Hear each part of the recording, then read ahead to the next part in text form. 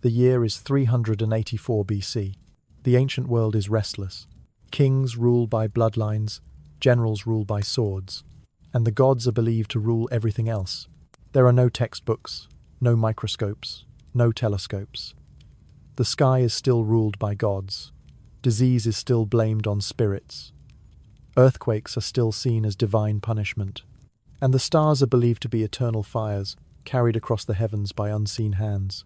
Yet something extraordinary is happening.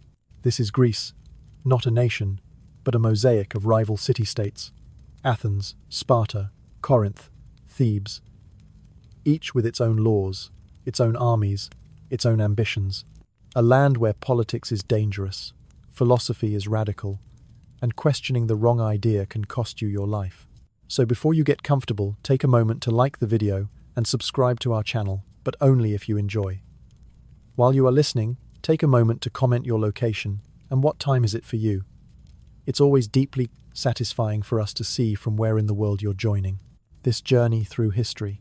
Now, let us step back into a world still learning how to think. This is a world without science, universities, or laboratories. There are no textbooks, no microscopes, no telescopes. The sky is still ruled by gods. Disease is still blamed on spirits. Earthquakes are still seen as divine punishment, and the stars are believed to be eternal fires carried across the heavens by unseen hands. Yet something extraordinary is happening. For the first time in human history, men are beginning to ask dangerous questions. What is truth? What is justice? What is the soul? What is reality made of? And why does anything exist at all? In the marketplace of Athens, barefoot philosophers debate under the sun. In shaded courtyards, students argue about the nature of virtue. In stone academies, the brightest minds of the age gather not to worship gods, but to understand the universe. This is the birthplace of philosophy. Only decades earlier, a strange man named Socrates had wandered these streets, asking questions so powerful that they shook the foundations of society. His words haunted kings, his logic embarrassed politicians, his ideas frightened the powerful, and for that, he was executed, poisoned by the very city that claimed to be the home of wisdom.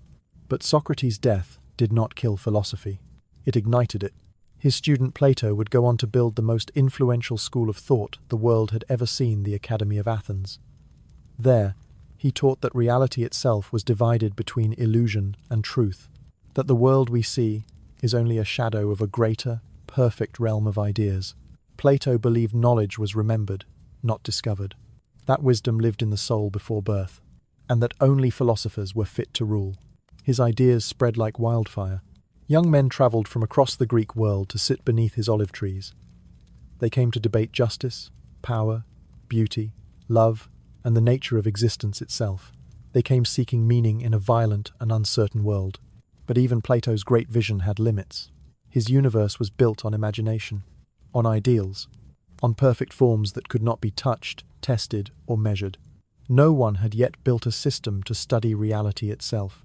No one had yet mapped the laws of nature. No one had yet designed the architecture of human knowledge. The world was still waiting. Beyond Athens, in distant Macedonia, a rising power was preparing to challenge Greek dominance. A warrior king named Philip was forging the most powerful army the ancient world had ever seen. His phalanxes marched like iron walls. His ambitions stretched across continents. And soon, his son would dream of conquering the entire known world. History was accelerating. Ideas were colliding with power. Philosophy was meeting empire. And civilization stood on the edge of transformation. Far from the marble temples of Athens, in a quiet coastal town called Stagira, a child was about to be born into this storm of history. A child who would grow to reshape how humanity understands truth itself. A child who would not merely ask questions but build the very tools to answer them. A child who would teach a conqueror and leave behind a legacy that still rules classrooms, laboratories, courts, and universities over 2,000 years later. He would become the architect of logic, the father of biology, the founder of political science, the mind behind the scientific method. His name would echo through centuries. Aristotle. But before he became the greatest thinker who ever lived, he was just a boy born into a world that did not yet know how to think. And this is where his story begins. The year is still 384 BC, and the northern edge of the Greek world touches the restless blue of the Aegean Sea. Stagira is not a city of marble monuments or roaring marketplaces. It is a quiet coastal town, wrapped in olive groves and salt air, where fishing boats sway gently against wooden docks and travelers carry news from distant lands like fragments of prophecy. Here, life moves with the tides. Here, the horizon is wide, and the world feels larger than the streets beneath your feet. In this place, far from the thunder of Athenian politics and the shadow of Spartan spears, a child is born into a household where knowledge is not a luxury, it is a way of life. His father is Nicomachus, personal physician to the king of Macedon, not a healer of folk remedies and whispered prayers, but a man trained in the disciplined observation of the human body, a man who studies wounds like maps, who listens to the rhythms of the heart like a musician studies tempo, who believes that illness has causes and cures, not curses. From the moment the boy can walk, he is surrounded by scrolls, instruments, and the quiet rituals of medicine. He watches his father grind herbs into powders, stitch flesh with steady hands, and speak to kings with the confidence of a man whose knowledge can decide between life and death. This is not a home of superstition. It is a home of inquiry. The child grows among specimens of plants and jars of preserved animals. He hears conversations about anatomy at the dinner table. He listens to stories of distant lands brought by royal messengers. He learns that the world is not a mystery to be feared, but a puzzle to be studied. And so, while other boys chase goats through the hills or train with wooden swords in dusty courtyards, he wanders the shoreline collecting shells, watching the patterns of waves, tracing the flight paths of seabirds across the sky. He asks questions that have no simple answers. Why do fish breathe water but men breathe air? Why do some plants bloom in spring while others sleep through winter? Why does the moon change its shape but never disappear? Why does the heart beat faster when we run? The adults smile at his curiosity. They do not yet realize that this child is not merely curious. He is building a way of seeing. In the evenings, when the sun sinks into the sea and turns the water into molten gold, his father tells him stories of the great healers of the past, of Hippocrates, who taught that disease is natural, not divine, of men who dared to look inside the human body and write down what they found. These stories shape him. They teach him that knowledge is not inherited, it is earned. That truth is not revealed, it is discovered.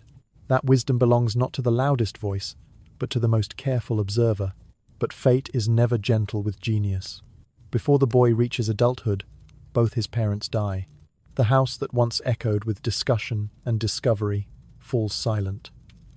The hands that guided him through the mysteries of nature are gone. The voice that taught him to see the world as a system of causes and effects fades into memory. He is sent away, away from the sea, away from the olive trees, away from the only world he has ever known. For a time, he lives under the guardianship of a family friend, a man loyal to Macedon, loyal to the crown, and loyal to the future of this unusually intelligent child.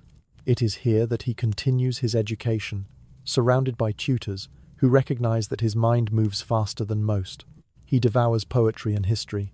He memorizes Homer. He studies mathematics and rhetoric. He learns the art of argument and the discipline of logic. Yet something is missing. He feels it in the silence between lessons, in the empty space where his questions wait for deeper answers, in the longing to stand among the greatest minds of his age. He has heard of a city where thought is sharper than steel, a city where men gather not to trade goods, but ideas, a city where wisdom is the highest currency, a city where philosophy has become a way of life. Athens, the city of Socrates, the city of Plato, the city of the academy. At 17 years old, carrying little more than scrolls and ambition, the boy from Stagira leaves his coastal home behind. He walks south across mountains and valleys, through forests and fields, following the invisible road that leads to the heart of Greek thought. He does not yet know that this journey will change the world. He does not yet know that he will challenge the greatest philosopher who ever lived. He does not yet know that his ideas will outlast empires. But as his feet touch the stones of Athens for the first time, something inside him awakens. Because this is not merely a city, it is the crossroads of human reason. And the boy from Stagira has arrived exactly where destiny has been waiting. The road away from Stagira is long and unforgiving. It winds through hills where the wind cuts like a blade, across valleys where silence hangs heavy in the air, and past villages where travellers are measured by their footsteps and judged by the weight of their purpose. For a boy who has already lost his parents, every mile is both distance and memory, each step carrying him farther from the only world that ever felt like home. Aristotle does not leave because he wants to. He leaves because there is nothing left to stay for. His father's house no longer smells of crushed herbs and polished instruments. The rooms where he once listened to discussions of anatomy and healing now echo with absence. The hands that once guided him through the mysteries of nature are gone, and the voice that taught him to look at the world with disciplined curiosity has faded into silence. In their place stands uncertainty. He is placed under the guardianship of Proxenus of Atanius, a man loyal to Macedon and devoted to the boy's future. Proxenus is no philosopher, but he understands something vital. This child is not meant for an ordinary life. His mind moves too quickly, his questions too deep, his hunger for understanding too relentless. And so Aristotle is educated with care. He is trained in rhetoric, the art of persuasion that shapes courts and assemblies. He studies poetry, absorbing the tragedies and epics that define Greek identity. He learns mathematics, geometry, and the patterns hidden beneath numbers. He reads history not as a collection of stories, but as a record of human behavior, ambition, and consequence. But knowledge without direction is restless. At night, when oil lamps flicker against stone walls, Aristotle lies awake, replaying conversations he once had with his father. He remembers the discipline of observation, the insistence on causes, the belief that every effect has an origin that can be discovered if one looks closely enough. The world around him still explains everything through myth. Storms are sent by gods. Plagues are punishments. Earthquakes are expressions of divine anger. But he no longer accepts that. He has seen too much. He has watched wounds close and infections spread. He has seen herbs heal and poisons kill. He has learned that the body follows rules, that nature moves with patterns, and that the universe is not chaos dressed in mystery, it is order waiting to be understood. Yet he is still young. And youth, even brilliant youth, is shaped by loss. The absence of his parents becomes a quiet fire inside him, a pressure that pushes him forward, a hunger that cannot be fed by comfort or routine. He is driven not only by curiosity, but by the need to build something that cannot be taken from him. Not land, not wealth, not power, but understanding. He begins to hear stories of Athens. Not the Athens of soldiers and politicians, but the Athens of thinkers, of men who spend their lives arguing over truth itself, of a place where questions are sharpened like weapons and ideas decide reputations. At the center of these stories stands one towering figure, Plato, student of the executed Socrates, builder of the academy, architect of a philosophy that claims reality itself is divided between illusion and perfection, a man whose influence stretches across the Greek world like an invisible empire. Young minds travel for weeks to sit beneath his olive trees. They debate the nature of justice. They argue over the structure of the soul. They try to understand whether the world they touch is real or merely a shadow of something higher. For Aristotle, these stories do not sound like legend. They sound like invitation. At 17, when most boys are still learning to carry a shield properly, he prepares to leave behind everything he knows. He gathers his scrolls. He packs his clothes. He thanks Proxenus for his guardianship, and without ceremony he steps onto the road that leads south. The journey takes weeks. He crosses rivers that swallow roads. He walks through forests where the sun barely touches the ground. He shares meals with merchants, soldiers, and pilgrims, listening to their stories, studying their speech, watching how fear and hope shape human behavior. Every mile sharpens his resolve. Every night under the open sky reminds him how small one life is against the scale of the world, and how powerful a single mind can become.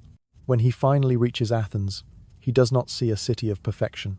He sees crowded streets, dust and noise, politics carved into stone. He sees power struggling with philosophy, wealth standing beside poverty, beauty sharing space with decay. But beneath all of it, he feels something else. A tension, a hum of ideas colliding. Here, men argue not for entertainment, but for truth. They challenge each other in public squares. They dissect ideas with merciless precision. They treat belief as something to be tested, not inherited. For the first time since his parents died, Aristotle feels whole again. because this city does not promise comfort. It promises challenge, and challenge is what he has been searching for all along. Soon, he will walk through the gates of the academy. Soon, he will meet the greatest philosopher of the age. Soon, he will begin the intellectual battle that will define his life. But for now, he stands alone in a city that does not yet know what it is about to receive. A mind that will one day rewrite the rules of knowledge itself. The journey toward Athens does not begin with excitement. It begins with uncertainty. At 17, Aristotle leaves behind the only stability he has known since childhood. There is no escort of soldiers, no carriage of nobles, no ceremonial farewell. Only a young man walking south along trade routes carved by generations of merchants, messengers, and wandering scholars who once carried news between rival cities. The road is ancient. The dust remembers every footstep. He travels through mountain passes where cold winds scrape against stone, through farmland where peasants bend beneath the weight of harvests, and through market towns where politics is debated louder than trade. Everywhere he goes, he listens, not merely to words, but to the structure of thought behind them. He notices how men argue, how authority is claimed, how fear shapes belief, and pride shapes persuasion. He is not merely travelling across Greece. He is studying it. At night, he sleeps beneath open skies, staring into constellations whose movements he does not yet understand, but already feels compelled to map. The stars appear fixed and eternal, yet their patterns shift slowly across seasons, whispering of a universe governed by rules waiting to be uncovered. The world speaks to him constantly, in the rhythm of hooves on stone roads, in the geometry of hills against the horizon, in the behavior of travelers who reveal their nature long before they reveal their names, and slowly, something changes within him. The orphaned boy from Stagira begins to fade. In his place emerges a young thinker who no longer waits for answers. He seeks them. He observes. He records. He builds arguments in his mind, long before he ever speaks them aloud. By the time the Acropolis rises in the distance, crowned with temples that gleam beneath the Attic sun, Aristotle has already begun to separate himself from ordinary students. He is not coming to learn what others believe. He is coming to examine why they believe it. Athens does not welcome newcomers gently. The city moves fast. Debates spill into streets. Courts overflow with lawsuits. Politicians perform for crowds. Philosophers compete for students. Wealth flows beside poverty. Freedom exists beside corruption. Yet beneath the chaos, there is structure. Public spaces are designed for argument. Laws are shaped through discourse. Education is not hidden behind palace walls, but practiced in open courtyards where ideas are challenged publicly. It is here that Aristotle feels the pull of something greater than ambition. He senses a civilization attempting to define itself through reason. He walks past gymnasiums, where young men train their bodies as fiercely as their minds. He passes through agoras where traders shout over one another, while philosophers debate beside them. He listens to courtroom speeches that decide life and exile with words alone.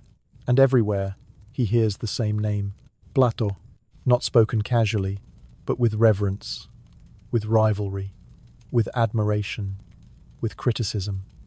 His school is not merely a place of learning, it is the intellectual center of the Greek world. Kings seek its graduates. Politicians fear its arguments. Thinkers challenge its doctrines. Aristotle approaches the academy not as a disciple, but as an investigator. The grounds are quiet compared to the noise of the city. Olive trees shade stone paths. Students walk in groups, debating as they move. Scrolls are carried like weapons. Questions are sharper than blades. Inside these walls, knowledge is treated as sacred, but never unquestionable. Here, Plato teaches that reality itself is layered, that the world perceived by the senses is imperfect, that true knowledge lies beyond material experience, in a realm of eternal forms. Aristotle listens. He respects the brilliance of the vision, the elegance of its logic, the beauty of its metaphysics.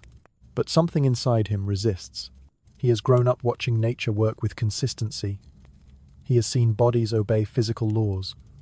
He has learned that observation reveals truths imagination cannot. And so, while other students memorize doctrine, Aristotle begins to test it. He asks why perfect forms cannot be found in nature. He wonders whether truth must exist beyond experience, or whether experience itself is the foundation of truth.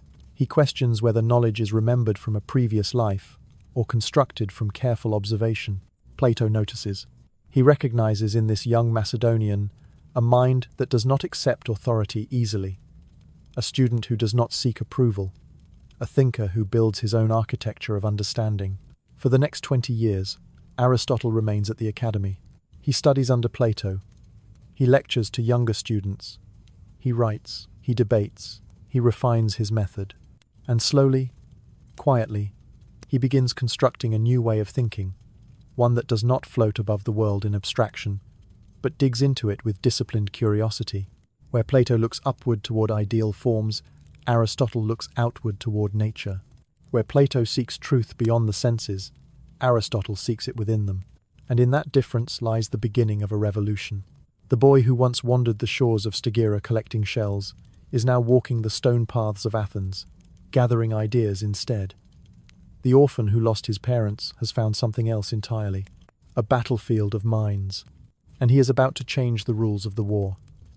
Aristotle does not arrive at the academy as a believer. He arrives as a craftsman of thought, already trained by experience to look for structure beneath appearance and cause beneath consequence. The olive trees that shade the stone walkways do not impress him. The reputation of the school does not intimidate him. What matters to him is not what is taught here, but how it is justified. The academy is unlike any place he has ever known. There are no rigid classrooms, no fixed schedules, no examinations carved into tablets. Learning happens through movement, through dialogue, through long arguments that stretch from morning into evening. Teachers do not lecture from elevated platforms. They walk among their students, challenging them, interrupting them, forcing them to defend every claim. Ideas live here like living organisms. They evolve. They compete. They survive only if they are strong. Plato presides over this world like a quiet architect. He is not loud. He does not dominate conversations. He listens, watches, waits, and then strikes with a question so precise that it exposes the weakness in any argument. His students revere him, not because he demands it, but because his intellect commands it. Aristotle studies him closely, the way he constructs reasoning, the way he dismantles false certainty, the way he treats philosophy not as knowledge, but as pursuit. At first, he says little. He listens. He absorbs the arguments about the nature of reality, the structure of the soul, the meaning of justice, the purpose of politics. He reads Plato's dialogues, where Socrates still lives through words, asking questions that lead men into intellectual traps of their own making.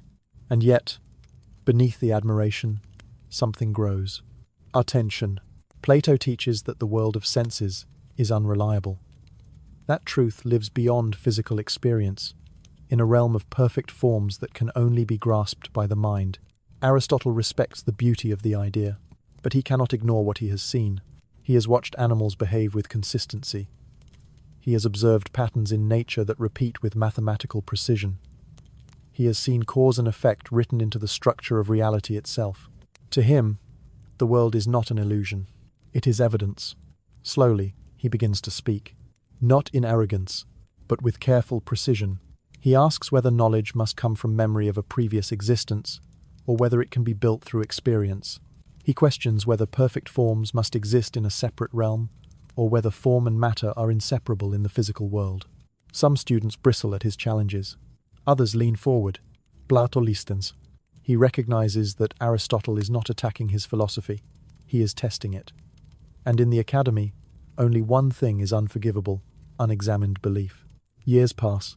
Aristotle becomes one of the most respected minds within the school. Younger students gather around him, drawn not by charisma, but by clarity. His arguments are structured, his reasoning is disciplined, his thinking is surgical. Where others wander through abstraction, Aristotle builds frameworks. Where others chase ideals, Aristotle maps reality. He begins teaching logic before logic even exists. He introduces classification where there was only intuition. He treats argument as a system, not an art. Plato calls him the mind of the academy, not as flattery, as acknowledgement. Yet despite mutual respect, their philosophical paths continue to diverge. Plato believes reality is shaped by transcendence. Aristotle believes it is shaped by substance. Plato seeks truth in metaphysical perfection. Aristotle seeks it in physical structure. Plato builds upward. Aristotle builds outward. Their debates become legendary, but intense. Students gather to listen. Arguments echo through the walkways. Ideas are sharpened against each other like steel. In these years, Aristotle is not merely learning philosophy. He is inventing a new one. He begins writing his own treatises, notes at first, then structured arguments, then entire systems of thought.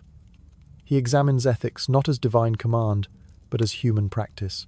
He studies politics not as power, but as organization. He analyzes rhetoric not as manipulation, but as logic shaped for persuasion. And through it all, he remains disciplined. No mysticism, no mythology, no superstition, only reason, only structure. When Plato dies, the academy mourns. The city honors him. His legacy is secure. But Aristotle does not remain, not because of disrespect, but because his path now leads elsewhere. The student has outgrown the school, and the thinker who arrived as a curious orphan now stands ready to build something the world has never seen, a science of reality itself. For nearly 2 decades, Aristotle walks the shaded paths of the academy. He arrives as a student and remains as a pillar. While others pass through on their way to politics, poetry, or public life, he stays. He studies. He teaches. He refines. And slowly, his presence becomes inseparable from the institution itself. Yet his mind never settles into obedience. Plato's philosophy dominates the school. His theory of forms shapes how students understand truth, beauty, justice, and knowledge. Reality, Plato teaches, is divided. The physical world is a reflection. The ideal world is perfection. Aristotle respects the structure, but he cannot accept the separation. To him, a tree is not a shadow of a perfect tree that exists elsewhere. A horse is not a flawed copy of a divine archetype. A human being is not a broken echo of some metaphysical form. A thing, he believes, is what it is. Its essence is not stored in another realm. It is embedded in its substance, expressed through its form, and revealed through its function. This belief reshapes everything. In Plato's system, knowledge is recollection. In Aristotle's system, knowledge is construction. In Plato's universe, truth is remembered. In Aristotle's universe, truth is discovered. And so the student begins to challenge the master, not through rebellion, but through reason. In debates that stretch for hours, Aristotle dismantles the logic of disembodied perfection. He argues that form cannot exist without matter, that substance is the foundation of reality, that causality governs everything that changes. Plato counters with metaphysical elegance. Aristotle responds with structural rigor. Their exchanges become the intellectual heartbeat of the academy. Younger students watch closely, learning not merely what to think, but how to think. The school becomes a battlefield of ideas where no argument is sacred and no conclusion is final. Through these debates, Aristotle develops something unprecedented, a system of logic. Until now, reasoning has been instinctive. Philosophers argue, rhetoricians persuade, poets inspire. But no one has formalized the structure of thought itself. Aristotle does. He defines premises. He constructs syllogisms. He identifies fallacies. He organizes argument into forms that can be tested, repeated, and verified. For the first time in history, thinking becomes a discipline, and this discipline will outlive empires. But not everyone welcomes this transformation. Some students resent his authority. Others fear that his methods strip philosophy of its mystery. A few whisper that he is too mechanical, too analytical, too obsessed with structure. Aristotle listens and continues. He is not building a belief system. He is building a tool, a framework that can be used to examine politics, ethics, biology, astronomy, and metaphysics with the same precision. In the final years of Plato's life, their relationship settles into mutual recognition. The student has become a rival in intellect, though not in loyalty. Plato knows that Aristotle's path will diverge. Aristotle knows that his debt to Plato is permanent. When Plato dies in 347 BC, the academy changes. Leadership passes to Plato's nephew. The atmosphere shifts. The intellectual energy weakens. And Aristotle, now nearly 40, realizes that his time here is complete. He does not leave in anger. He leaves with purpose. He has absorbed everything the academy could offer. He has tested every idea against experience. He has sharpened his method against the greatest mind of his age. Now he must build something of his own. He leaves Athens with a small group of students and travels east toward the coast of Asia Minor. There, on the island of Lesbos, he will begin the work that will define him not merely as a philosopher, but as the first true scientist. He will turn his attention from abstraction to nature, from metaphysics to life itself, from debate to observation. The student who once questioned his master is about to question the universe. When Aristotle leaves Athens, there is no celebration, no farewell gathering beneath olive trees, no speeches praising his intellect, no public acknowledgement of what the academy is losing.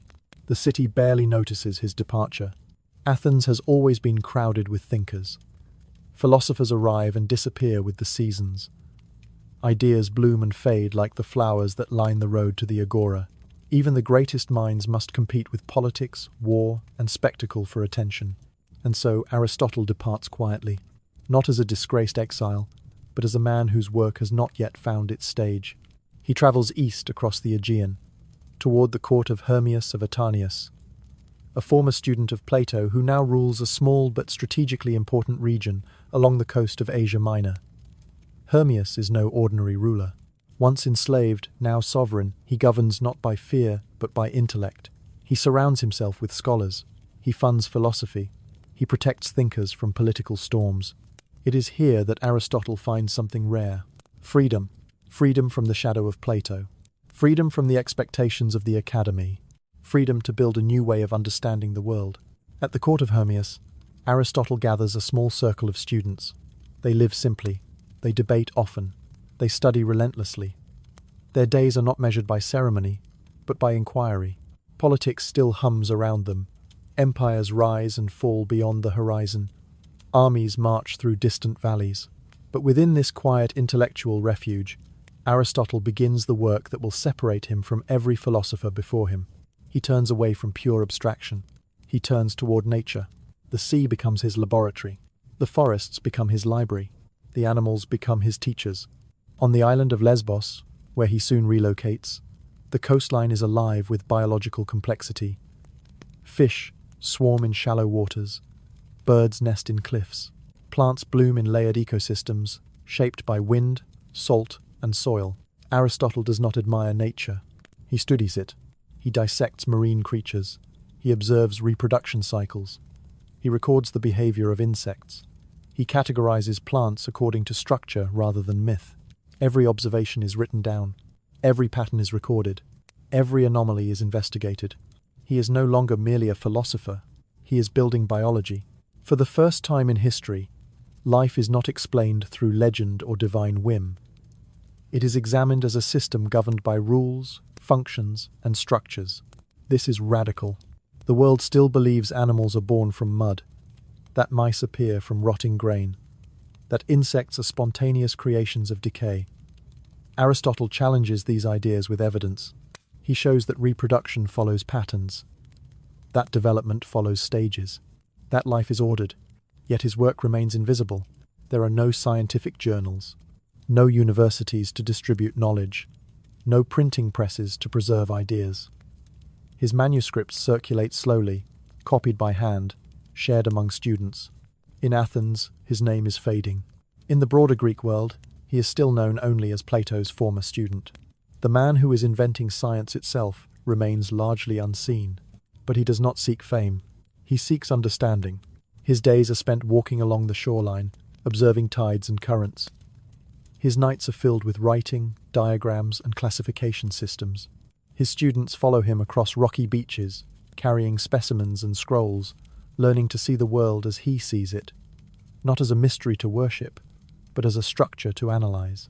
This is where Aristotle becomes Aristotle, not the philosopher of debate, but the architect of knowledge.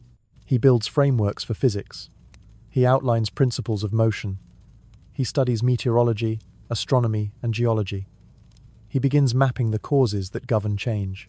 Everything, he believes, exists for a reason, not a divine reason, a natural one. This belief will reshape human thought for centuries. But while Aristotle works in silence, history is moving. In Macedonia, a powerful king is expanding his influence. His armies are conquering Greek city-states one by one. His ambition stretches beyond Greece, toward Persia, Egypt, and the edge of the known world. And that king has a son, a boy of rare intelligence and uncontrollable ambition, a boy destined to inherit an empire. Soon, Aristotle will receive a summons that will pull him away from science and into the center of power itself. The philosopher in the shadows is about to step into the light. Aristotle does not leave Athens with bitterness. There is no public dispute, no dramatic rupture, no moment where doors are slammed behind him. His departure is quiet, almost unnoticed, like a scholar stepping away from a crowded room after realizing that the conversation has moved beyond him. But beneath the calm surface lies a decisive break. The academy has been his home for 20 years. It shaped his intellect, sharpened his discipline, and gave him access to the most powerful philosophical tradition in the Greek world. Yet it is also the place where he reached the limits of what he could build within its walls. Plato is gone. With him has gone the gravitational force that held the school together. Leadership passes to Speusippus, Plato's nephew, a man loyal to his uncle's doctrines and unwilling to tolerate deep revision. The spirit of inquiry remains, but the openness has narrowed. The academy is no longer a battlefield of ideas. It has become a guardian of tradition. For Aristotle, this is unacceptable. He does not believe philosophy exists to preserve doctrines. He believes it exists to discover truth. And truth, he knows, cannot be protected behind walls. He walks the familiar paths one last time. The olive trees cast the same shadows. Students debate the same questions. Scrolls still pass between hands. But the air feels different, less urgent, less alive. The school is becoming a monument. Aristotle refuses to become part of its architecture. He gathers a small group of loyal students and prepares to leave. There is no farewell ceremony, no official announcement, only quiet conversations and exchanged scrolls. Some remain, some follow. Most simply watch him go, uncertain whether they are witnessing the end of an era or the beginning of one. He does not yet know where his path will lead, only that it must lead forward. Beyond Athens, the political landscape is shifting. Macedonia is rising. Philip II is forging alliances, conquering rivals, and pulling Greece into his expanding sphere of influence. Old city-states cling to fading independence. New powers shape the future. Philosophy is no longer isolated from politics. Ideas are becoming weapons. It is into this changing world that Aristotle steps, carrying not merely knowledge, but a method, a way of thinking that rejects inherited belief in favor of disciplined inquiry. He travels first to Atarneus, where Hermias offers protection and patronage. Here, Aristotle is given space to write, to teach, and to build his own intellectual community. The court is small, but the freedom is vast. It is here that Aristotle begins assembling the foundations of a new science. He organizes knowledge into categories. He divides philosophy into disciplines. He distinguishes between physics, metaphysics, ethics, politics, and logic. Where others see a sea of ideas, he builds maps. And then, from Atarneus, he moves to Lesbos. The island is wild and alive. Its waters teem with life. Its forests breathe with movement. Its skies carry migrating birds that cross continents unseen. Aristotle treats the island as a living laboratory. He dissects fish. He studies embryology. He maps marine ecosystems. He records the behavior of insects and the structure of plants. He refuses to rely on hearsay. He insists on observation. This is not philosophy as Greece has known it. This is the birth of science. For the first time, knowledge is not something inherited from tradition or revealed through divine inspiration. It is something extracted from nature itself, through patience, precision, and relentless curiosity. Aristotle writes constantly. His notes pile into volumes. His classifications grow more complex. His system expands. He is not merely describing the world, he is building a framework that can contain it. Yet his work remains largely unseen. There are no academies to publish his discoveries, no institutions to spread his methods. His influence spreads only as fast as scrolls can travel and students can teach. But history is moving faster. In Macedonia, King Philip is consolidating power. Greece is falling under his control. And with empire comes the need for education, not only for soldiers, but for rulers. Philippe Azasson, a boy of exceptional intelligence and uncontrollable ambition. A child raised among generals, trained for command, and destined to inherit the largest military force the Greek world has ever seen. The king is searching for a teacher worthy of shaping the mind of a future ruler. His messengers travel across Greece, asking the same question. Who is the greatest thinker alive? The answer reaches Lesbos, and soon Aristotle will be summoned away from his laboratory and into the heart of empire itself. The philosopher who left Athens in silence is about to step into the court of kings. Lesbos does not announce itself with grandeur. It rises from the Aegean Sea like a living organism, cliffs shaped by centuries of wind, forests breathing with hidden life, shores carved by tides that never rest. The island is not gentle. It is dynamic. Its terrain shifts from rocky coastlines to fertile plains where plants grow in dense layers, competing for light, soil, and water. For Aristotle, this is not scenery. It is a system. Here, far from courts and assemblies, he finds the world as it truly is, unscripted, unfiltered, governed not by opinion, but by natural law. The island becomes his laboratory, and nature becomes his greatest teacher. Each morning begins before the sun rises fully above the horizon. The sea is calm at dawn, its surface broken only by the movement of fish beneath shallow waters. Aristotle walks the shoreline with students at his side, scanning the tide pools, observing the behavior of marine creatures that retreat and return with the rhythm of the moon. He carries no weapons, only knives for dissection, scrolls for notes, and the patience to watch life unfold. They collect specimens, crustaceans, mollusks, fish, sea urchins. Some are studied alive, their movement recorded, their feeding patterns observed. Others are dissected with careful precision, their internal structures examined layer by layer. Aristotle is not searching for wonder. He is searching for order. He maps the anatomy of fish, noting the differences between species that live near the surface and those that dwell in deeper waters. He studies reproduction cycles, discovering that some animals lay eggs while others bear live young. He observes embryonic development, tracing how life emerges from formless beginnings into structured organisms. These are not curiosities. They are data. For centuries, Greeks have believed that life emerges spontaneously from decay, that worms rise from rotting flesh, that insects are born from mud. Aristotle rejects this mythology. He insists that life follows rules, that every organism comes from another, that reproduction is governed by patterns. His students watch as he overturns ancient beliefs with simple observation. He studies birds migrating across the island, tracing their seasonal movements. He examines plant life, classifying species by root structure, leaf shape, and growth pattern. He records how soil composition affects vegetation and how climate shapes ecosystems. Everything is connected, and Aristotle is determined to map those connections. In the evenings, after long days in the field, the group gathers beneath oil lamps. Scrolls are unrolled, diagrams are drawn, arguments are refined, observations are organized into categories. He does not allow speculation without evidence. If a claim cannot be observed, it must be tested. If it cannot be tested, it must remain uncertain. This discipline reshapes how his students think. They learn to suspend belief. They learn to distrust tradition. They learn to demand proof. What Aristotle is building on Lesbos is not merely biology. It is a method, a way of approaching the world that treats nature as intelligible, structured, and governed by discoverable laws. This approach extends beyond living creatures. He studies the movement of water, analyzing currents and tides. He observes the formation of clouds and the behavior of wind.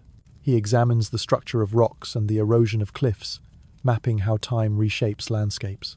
He begins outlining the principles of motion, why objects fall, why fire rises, why stars move across the sky.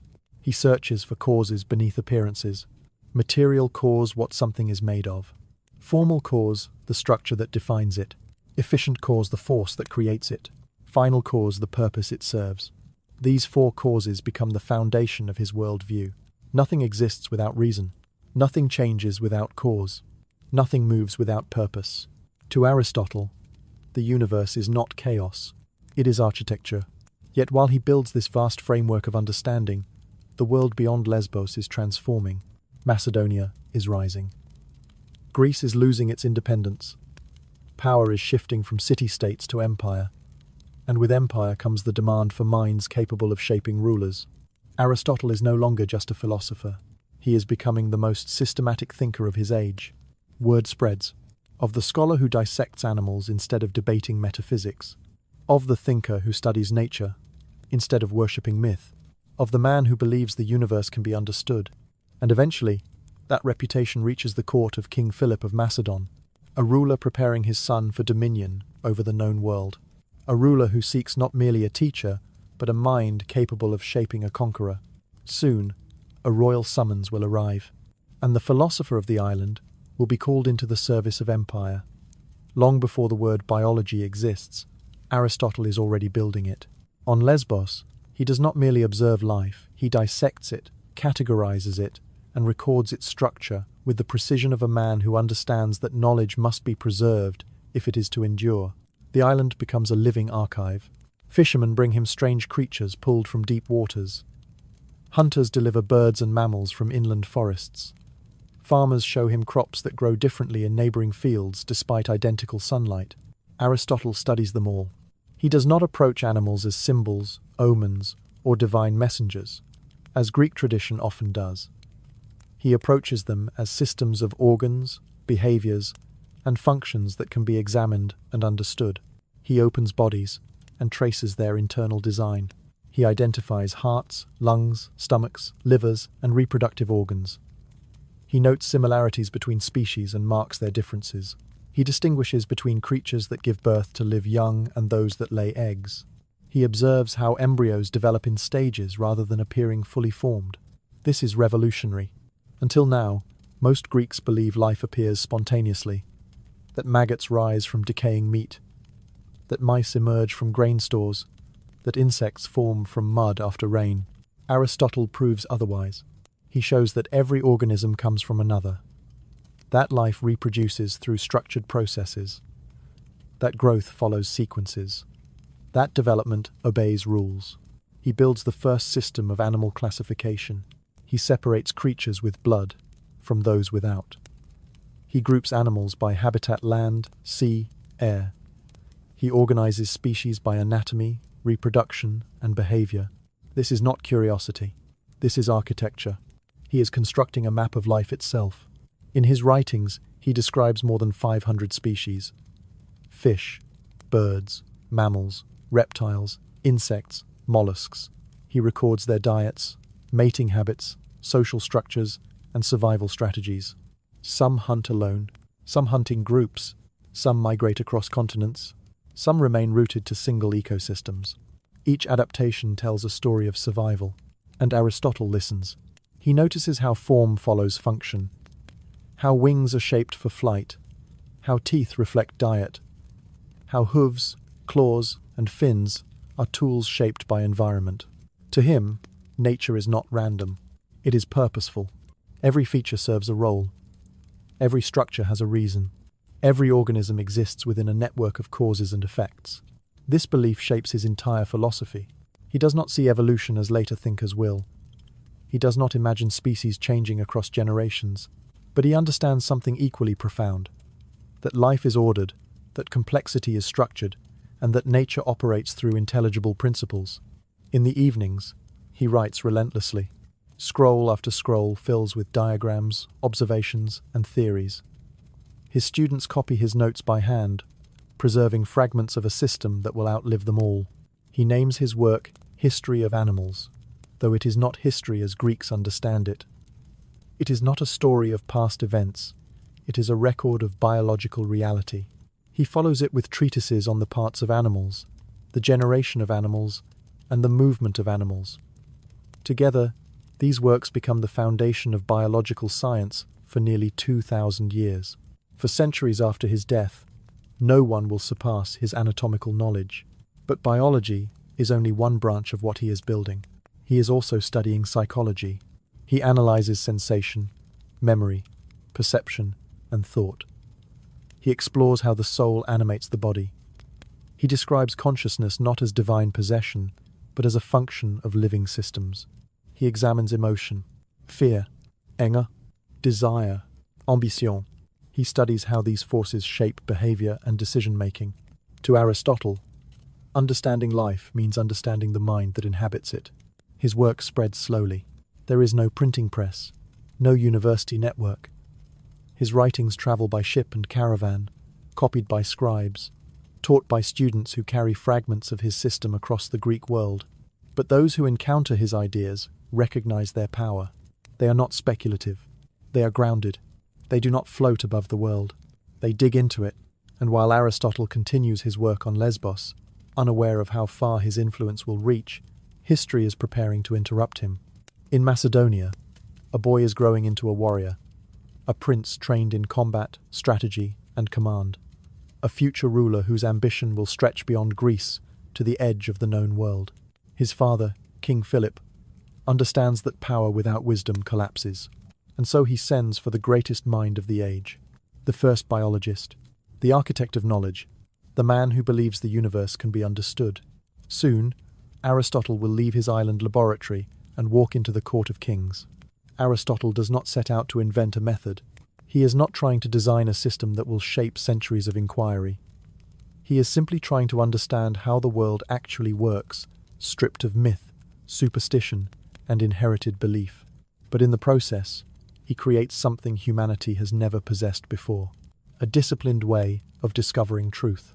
On Lesbos, observation has already become routine, but Aristotle understands that observation alone is not enough. To see is not to know. To record is not to understand.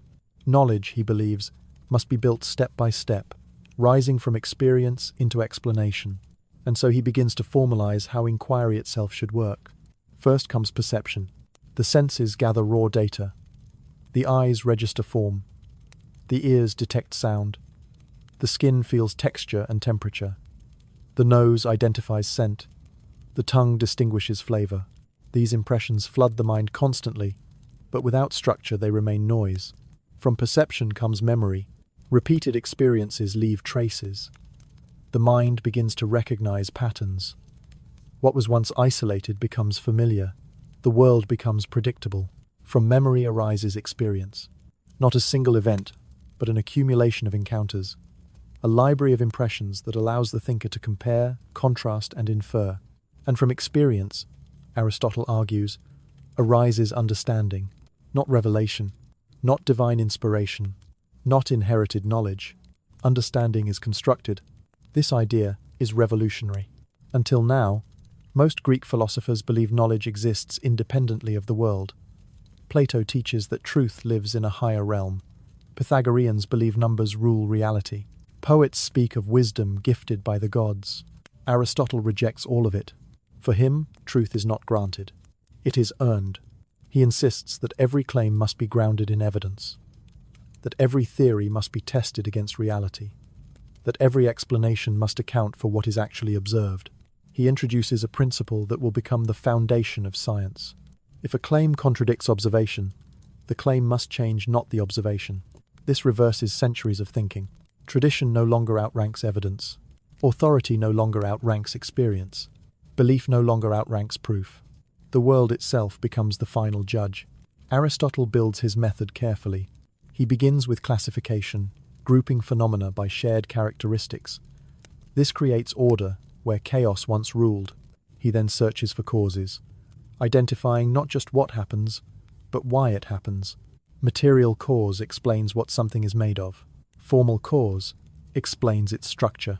Efficient cause explains what brings it into being. Final cause explains its function. Together, these four causes create a complete explanation of any phenomenon.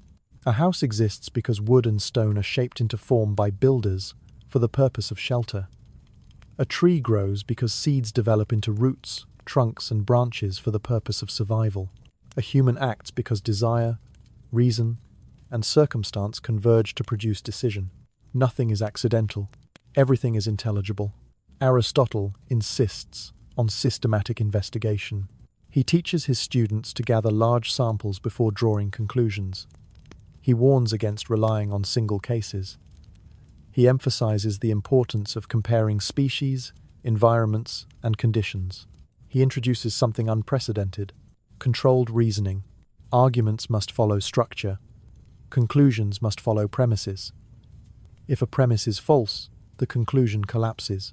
He formalizes deduction through syllogisms. If all humans are mortal, and Socrates is human, then Socrates is mortal.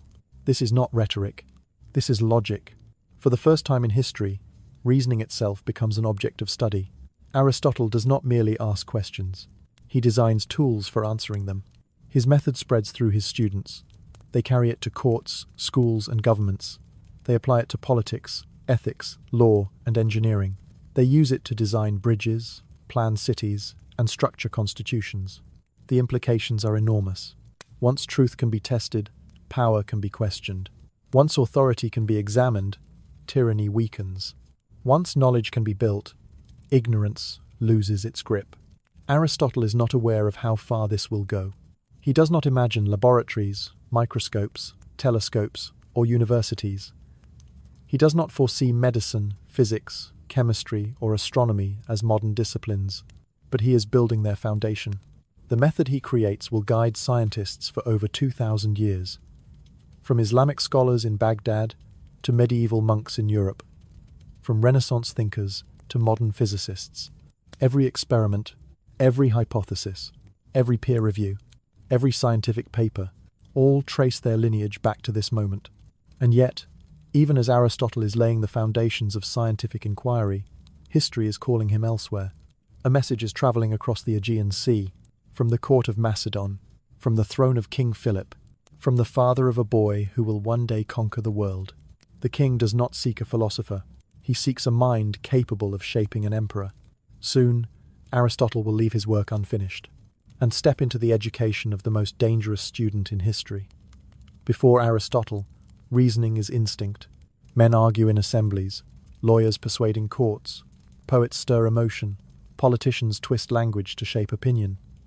But no one has yet isolated the machinery of thought itself. People think, but they do not study thinking. Aristotle changes that. He begins with a simple question.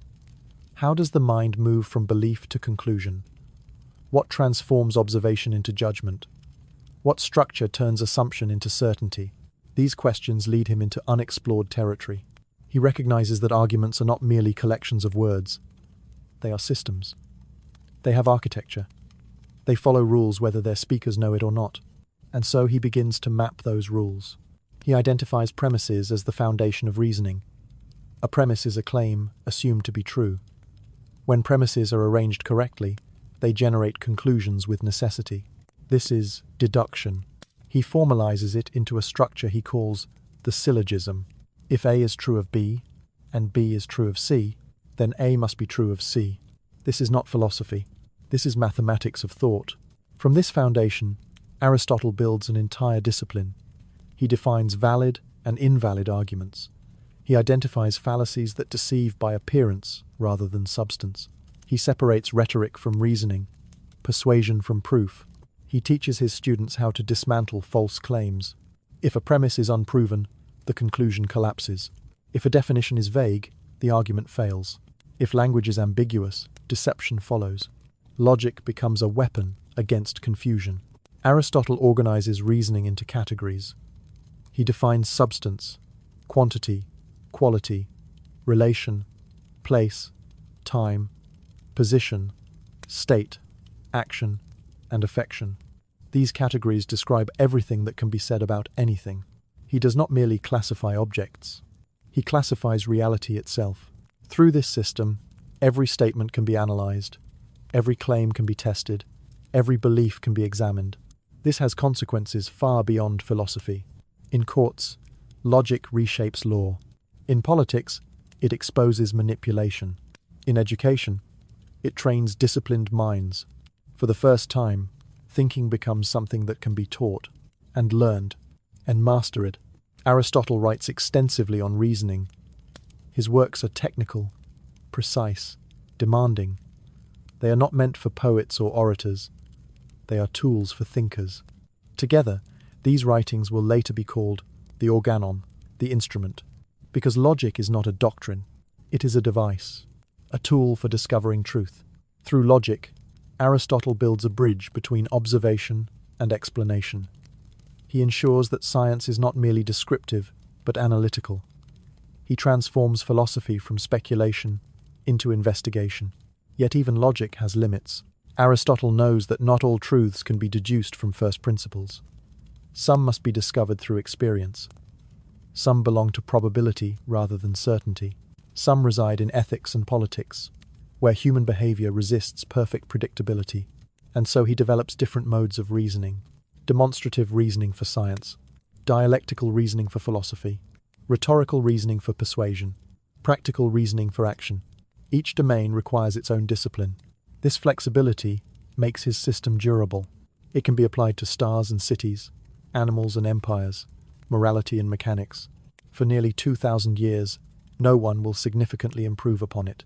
From Islamic scholars translating his texts into Arabic, to medieval monks preserving his manuscripts in monasteries, to Renaissance thinkers rebuilding science upon his foundations, Aristotle's logic becomes the skeleton of Western thought. And yet, while he is constructing the machinery of reasoning, history is accelerating. King Philip of Macedon has conquered Greece. The old city-states have lost their independence. A new empire is rising.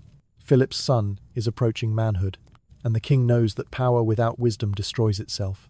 He wants his heir trained not merely in war, but in thought. He sends for Aristotle, the philosopher who dissected animals, the thinker who mapped the universe, the man who invented logic itself. The summons cannot be refused. Aristotle is about to leave his work behind and step into the education of a boy whose ambition will reshape the world. When Aristotle turns his attention to the heavens, he does not look for gods. He looks for structure. The night sky above Lesbos stretches endlessly, scattered with stars that seem eternal, unmoving, immune to the chaos of the world below. To most Greeks, these lights are divine fires carried across the heavens by invisible hands. Their motion is sacred, their order mysterious. Aristotle refuses to accept mystery as an answer. He watches the stars rise and fall with the seasons. He notes how constellations vanish and return. He tracks the movement of the sun across the sky, observing how its path shifts slowly through the year, shaping climate, agriculture, and human life itself. He sees patterns, and where there are patterns, there are laws. He studies the moon and its phases, recording how it grows and fades in a cycle that never breaks. He observes eclipses and understands that they follow predictable rules rather than divine intervention. He examines the planets' wandering stars that move against the fixed background of the heavens and begins constructing models to explain their strange paths. To Aristotle, the cosmos is not random. It is ordered. He believes the universe is finite, spherical, and centered on Earth. Around it, the heavens rotate in perfect circular motion. The stars are embedded in crystalline spheres. Beyond them lies the unmoved mover, the ultimate cause of motion itself. This model will dominate astronomy for nearly 2,000 years, not because it is perfect, but because it is systematic. For the first time, the universe is not a mythological theatre. It is a structure that can be analyzed, predicted, and understood. Aristotle extends this thinking to physics. He studies motion and change, asking why things move, why they stop, and why they fall. He observes that heavy objects fall faster than light ones. He notices that fire rises while earth sinks. He categorizes motion into natural and violent, distinguishing between movement that follows an object's nature and movement imposed by external force. He believes every element seeks its natural place. Earth falls toward the center. Water settles above earth. Air rises above water. Fire ascends toward the heavens. This system explains why stones fall, flames leap upward, and smoke climbs into the sky. Though later science will correct many of his conclusions, his approach remains revolutionary. He is not asking what the gods want. He is asking how nature works. He studies time as a measure of change. He examines space as the container of movement. He analyzes continuity, infinity, and causality. To him, physics is not merely the study of objects. It is the study of becoming. Everything in the universe exists in a state of motion from potential to actual. A seed becomes a tree. A child becomes an adult. A city grows, decays, and transforms. Change is not chaos. It is a process. This idea shapes his metaphysics. He argues that reality is composed of substance and form, that matter provides possibility, while form gives definition, that nothing exists without both. A statue is bronze, shaped into meaning. A house is wood shaped into shelter. A human is flesh shaped into reason. Everything that exists is a union of material and purpose. At the center of this system lies the concept of the unmoved mover, a being that causes motion without being moved itself. Not a god of thunder or wrath, but pure actuality, the source of all change, the final cause of the cosmos. This idea will influence theology for centuries. Jewish philosophers will adopt it. Islamic scholars will refine it. Christian theologians will build upon it. Aristotle's universe becomes the intellectual foundation of medieval cosmology. Yet even as he builds this grand architecture of reality, Aristotle remains grounded. He does not retreat into speculation. He continues to observe. He studies weather patterns, mapping wind systems, and seasonal changes. He examines earthquakes, analyzing their causes. He investigates rain, lightning, and storms. His work, meteorology, attempts to explain everything that happens between earth and sky. Rainbows, comets, halos around the moon, the behavior of clouds. To him, nothing is beyond explanation. The world is not ruled by caprice. It is governed by order. Aristotle is building a vision of the universe that integrates physics, astronomy, biology, psychology, and metaphysics into a single system, a total worldview. No philosopher before him has attempted such a thing. No thinker after him will escape his influence. And yet, as vast as his universe becomes, his own world is about to narrow. A message arrives from Macedon. King Philip is calling him. The philosopher who mapped the heavens is being summoned to shape a prince. Soon, Aristotle will leave his cosmic studies behind and step into the education of the man who will try to conquer the world. To understand Aristotle's universe, one must understand how he explains existence itself. He is not satisfied with describing what happens. He wants to know why it happens. Not in the sense of divine intention or fate, but in the deeper sense of structure and necessity. Why does a tree grow from a seed? Why does a house stand where there was once only earth? Why does a child become an adult? Why does fire rise and stone fall? These are not poetic questions. They are architectural. Aristotle believes that everything that exists can be explained through four kinds of causes, four dimensions of explanation, that together reveal the full reality of an object or event. Without them, knowledge remains incomplete. The first is material cause. This answers the question, what is it made of? A statue is bronze, a ship is wood, a sword is iron, a human is flesh and bone. Matter provides the possibility of existence. Without material, nothing can take form. But matter alone explains nothing. The second is formal cause. This answers the question, what gives it its shape and identity? A statue is not merely bronze. It is bronze shaped into a figure. A house is not merely stone. It is stone arranged into shelter. A human is not merely flesh. It is flesh structured into a rational being. Form is the blueprint of reality. It is what makes a thing what it is. The third is efficient cause. This answers the question, what brings it into being? The sculptor shapes the statue. The builder constructs the house. The parents generate the child. The fire heats the metal. Efficient cause is the force that transforms potential into actuality. But even this is not enough. The fourth is final cause. This answers the question, why does it exist at all? A knife exists to cut. A ship exists to sail. A house exists to shelter.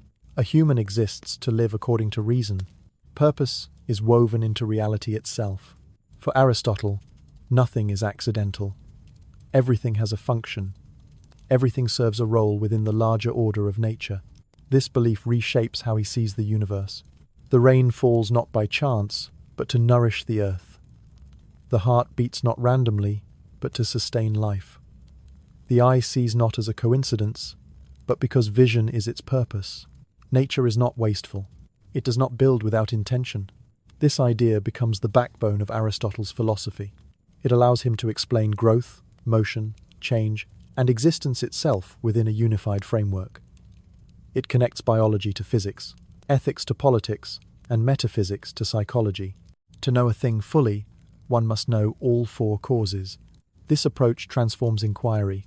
Instead of asking only what something is, Aristotle asks what it is for. Instead of stopping at description, he insists on explanation. Instead of accepting surface appearances, he digs into structure. This is why his work endures. His philosophy is not a collection of opinions. It is a system, one that can be applied to any domain of knowledge. It explains the development of organisms. It explains the structure of societies. It explains the motion of planets. It explains the behavior of humans. For centuries, this framework will dominate science, theology, and philosophy. Medieval scholars will teach it in universities. Islamic thinkers will integrate it into theology. Christian theologians will build entire worldviews upon it. Even when later science rejects teleology, the idea that nature has inherent purpose, it does not escape Aristotle's influence. The search for causes remains central to scientific explanation. Aristotle's universe is not governed by chance. It is governed by necessity, and yet, despite the elegance of his system, he is not blind to uncertainty. He knows that not all causes are visible, that some must be inferred. That explanation is a process, not a destination. His philosophy is not dogma, it is investigation. But now, his investigation is about to be interrupted. A messenger from Macedon arrives with a royal summons. King Philip of Macedon requests his presence at court. His son, Alexander, is approaching adolescence and must be educated for leadership. Philip does not want a soldier to teach his heir. He wants a philosopher. He wants a mind capable of shaping not only strategy, but character. Aristotle knows what this means. It means leaving his research behind. It means stepping into politics. It means shaping a future ruler whose decisions will affect millions. The architect of reality is about to become the teacher of empire, and the course of history is about to change. The summons arrives not with ceremony, but with authority. A sealed message from the court of Macedon, carried by royal riders who travel without pause, crossing mountains and valleys with the urgency of men who carry the future of an empire in their saddlebags. King Philip of Macedon requests the presence of Aristotle, not as a philosopher, not as a scholar, but as a teacher. Philip is no ordinary ruler. He has forged Macedon into the dominant power of Greece. His armies march in disciplined formations no city-state can match. His alliances stretch across the Balkans. His ambition is measured not in victories, but in dominion. Yet Philip understands something most kings do not. An empire built on force alone collapses. Power must be guided by mind. His son, Alexander, is approaching his 13th year. He has been trained in combat since childhood. He rides before he walks. He wields weapons as naturally as other boys carry toys. He studies Homer and dreams of Achilles. His tutors report brilliance, ferocity, and an ambition that borders on obsession. Philip sees greatness in him, and danger. He wants his son shaped by more than steel. He wants him shaped by reason, and so he sends for the greatest thinker alive. When Aristotle receives the message, he understands the weight of the request. This is not an invitation that can be refused. Macedon is now the master of Greece. To decline is to risk exile, imprisonment, or worse. But more than fear moves him. He recognizes the opportunity. To shape the mind of a future king is to shape history itself. He leaves Lesbos behind. The island that served as his laboratory fades into memory. His scrolls are packed. His students disperse. The work he began there will remain unfinished, waiting for another age to continue it. Aristotle travels north toward Macedon, into a land of mountains and fortresses, where power is measured in soldiers and territory rather than words and ideas. He arrives at the royal capital of Pella, a city unlike Athens. There are no open debates in public squares, no philosophers wandering barefoot through markets. Here, the language of authority is command, the currency is loyalty, the rhythm is martial. Philip receives him not as a subordinate, but as an asset. He understands the value of intellect. He grants Aristotle authority, resources, and freedom to design his own curriculum for the prince. The future conqueror will not be educated like other boys. He will be trained to rule. A private academy is established at Mieza, a quiet retreat far from the noise of court politics. There, Aristotle gathers a small group of noble youths who will one day command armies, govern provinces, and shape the empire. Among them stands Alexander, a boy with piercing eyes and restless energy, a child who listens intensely, questions aggressively, and absorbs knowledge with frightening speed. Aristotle does not flatter him. He does not indulge his ambition. He treats him as a student. He teaches him logic, ethics, politics, science, medicine, geography, and philosophy. He gives him Homer and teaches him to read it not as poetry, but as instruction in leadership, honor, and sacrifice. He introduces him to the idea that true power is not domination, but order, that a ruler's task is not conquest, but governance, that an empire must be built on law, culture, and justice if it is to endure. Alexander listens and remembers. Their relationship is intense. Teacher and student walk together through gardens and forests, debating destiny and duty. Aristotle pushes Alexander to think beyond glory, beyond battle, beyond personal legend. He teaches him that leadership is not measured by victory alone, but by the civilization left behind. Yet Alexander is not a philosopher. He is a storm. He dreams of worlds not yet conquered, of oceans not yet crossed, of borders not yet drawn.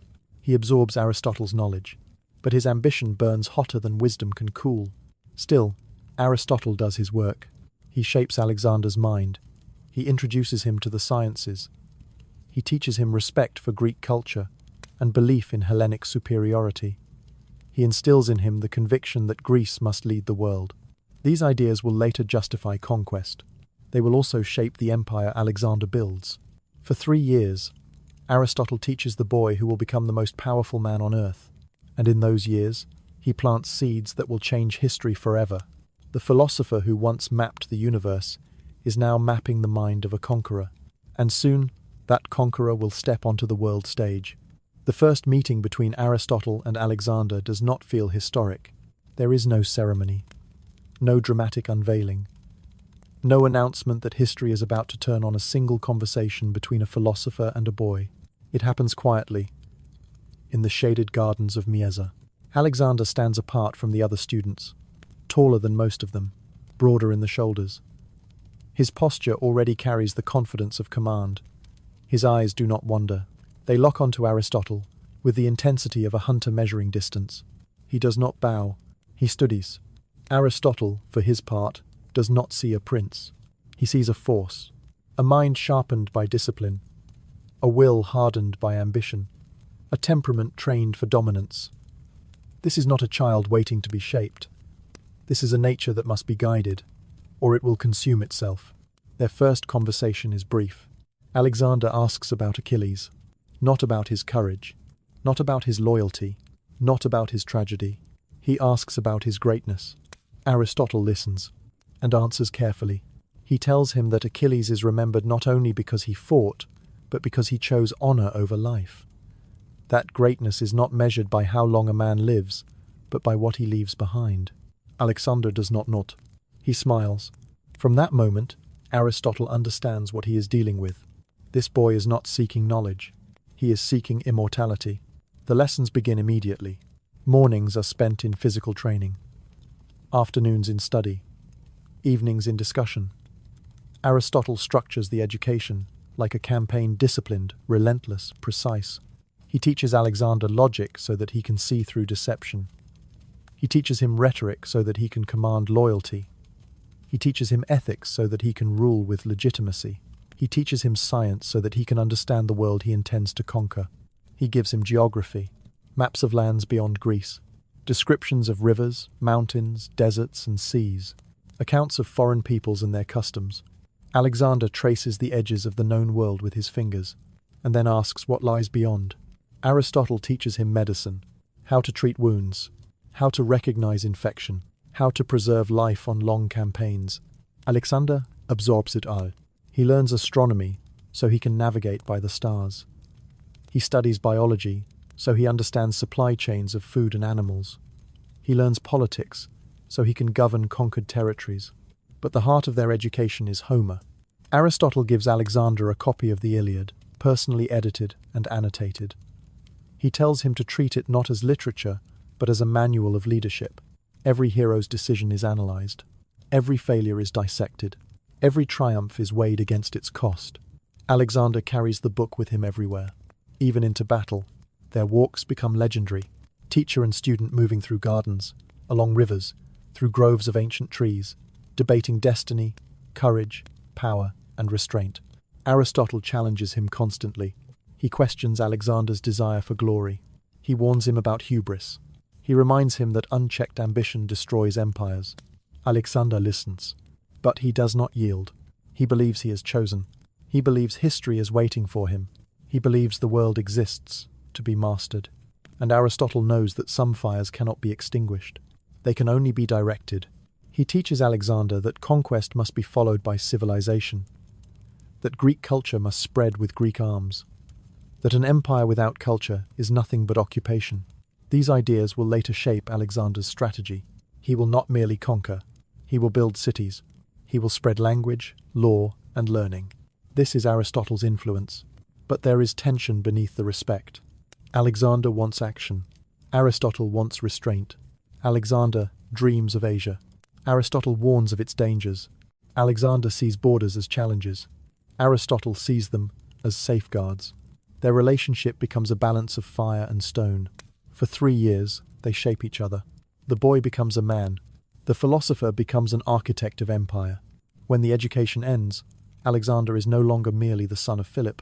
He is a strategist, a thinker, a ruler in training, and Aristotle knows that his work is done. The prince he met in a quiet garden is now ready for the world. Soon, Alexander will take the throne. Soon, he will march east. Soon, the map of the world will change, and the philosopher who shaped his mind will return to Greece, carrying the knowledge that his greatest student will be history's most dangerous force. The education of Alexander is not confined to scrolls and speeches. Aristotle does not believe that rulers are shaped by theory alone. He understands that leadership is forged where knowledge meets experience, where discipline is tested by pressure, and where judgment is sharpened by responsibility. So he trains Alexander not merely to think, but to decide.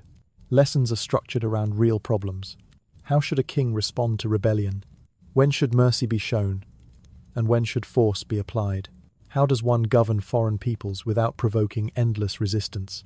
What separates a conqueror from a tyrant? Alexander does not answer cautiously. He answers decisively. Aristotle listens, and then dismantles his reasoning. He exposes hidden assumptions. He reveals overlooked consequences. He forces Alexander to defend every choice. Through these exercises, the prince learns that authority without reflection leads to ruin. Aristotle teaches him that conquest is the beginning, not the end, of rule. That armies can seize land, but only law can hold it. That fear can win battles, but only justice can build loyalty. That power can break resistance, but only legitimacy can create peace. These lessons shape Alexander's vision of empire. He does not merely want to defeat Persia, he wants to replace it. With Greek culture, with Greek language, with Greek institutions, this idea becomes the backbone of Hellenistic civilization. Aristotle also trains Alexander in practical sciences.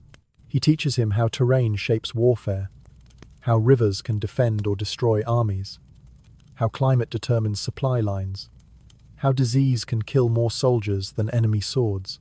He shows him how to read landscapes like maps. Mountains become fortresses, plains become killing fields, deserts become traps. Alexander learns to see geography as strategy. Medicine becomes part of the curriculum. Aristotle teaches him to treat wounds, recognize infections, and preserve soldiers during long campaigns. He introduces him to herbs, bandages, and surgical techniques. Later, on campaign, Alexander will personally treat wounded soldiers using the knowledge he gained here. Astronomy becomes navigation.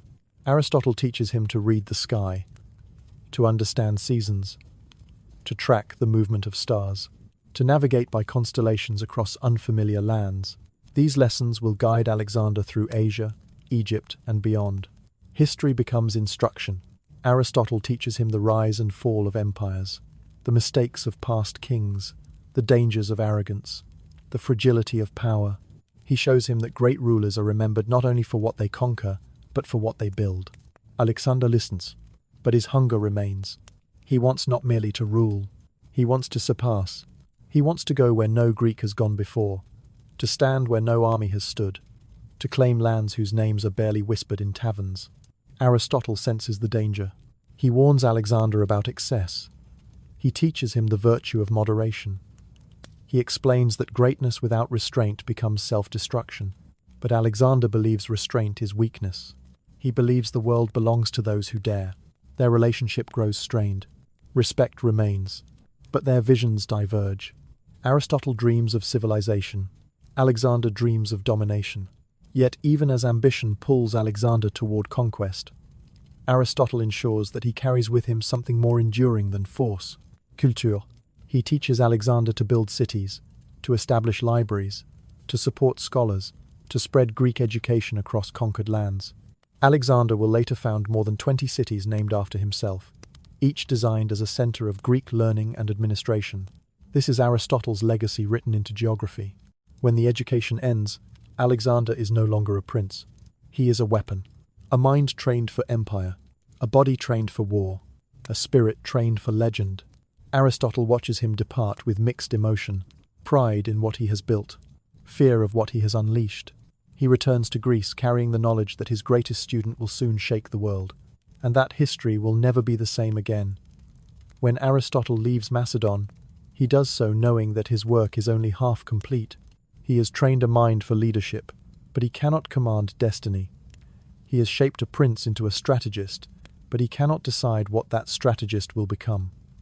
The education of Alexander has given him tools. What he builds with them will be his own choice, and his choice is already forming. Aristotle dreams of order. He believes in structured cities, governed by law, guided by reason, sustained by education. He envisions a world where Greek culture spreads not through fear, but through persuasion, where knowledge is the true empire. Alexander dreams of motion. He believes in momentum, in speed, in striking before resistance can form. He envisions a world unified not by debate, but by conquest, where history bends to the will of the bold. Their visions overlap, but they are not the same. Aristotle sees civilization as a garden that must be cultivated slowly, carefully, patiently. Alexander sees civilization as a battlefield that must be seized quickly, decisively, completely. These two dreams coexist uneasily. In Macedon, Alexander grows restless. He watches his father expand the kingdom, crushing rivals, forging alliances, building the strongest army Greece has ever known. He wants more. He wants command. He wants war. Aristotle watches from afar. He hears reports of Alexander's impatience, of his temper, of his hunger for action, of his conviction that he is destined for greatness. He worries. He knows that ambition without restraint devours itself, that power without wisdom becomes tyranny, that empires built on speed collapse from within. Yet he also knows that history rarely listens to philosophers. It listens to conquerors. In 336 BC, King Philip is assassinated. The kingdom is thrown into chaos. Enemies rise, rebellions spread. Greece senses an opportunity to break free from Macedonian control. Alexander is 20. He takes the throne, and the world holds its breath. Within months, he crushes revolts across Greece. He destroys Thebes. He sends a message to every city-state. Macedon rules now. Then he turns east, toward Persia, toward the greatest empire the world has ever known. Aristotle is in Athens when news arrives. He reads reports of Alexander's victories, of his lightning campaigns, of armies shattered before they can organize, of cities opening their gates without resistance. The student has become unstoppable. Aristotle recognizes his own lessons in Alexander's strategy, the understanding of terrain, the discipline of logistics, the integration of culture into conquest. He sees his influence written into military history, but he also sees something else: excess. Alexander begins to adopt Persian customs. He dresses like an emperor. He demands divine honors. He drinks heavily. His temper grows violent. His judgment begins to blur. Aristotle is alarmed. This is what he feared: a mind trained for greatness without the restraint to govern it. He writes to Alexander, urging moderation, warning him of hubris, reminding him that rulers are servants of law, not its masters. Alexander ignores him. The conqueror has no patience for philosophy. He believes destiny is his shield. Their relationship fractures, not in anger, in distance. Alexander marches deeper into Asia. He defeats Darius. He conquers Egypt. He reaches India. He pushes his army to the edge of the known world. Aristotle watches as the empire grows larger than any before it, and he understands that his student has surpassed him. Not in wisdom, but in power. Two dreams have collided, one of knowledge, one of conquest, and the world has chosen the latter.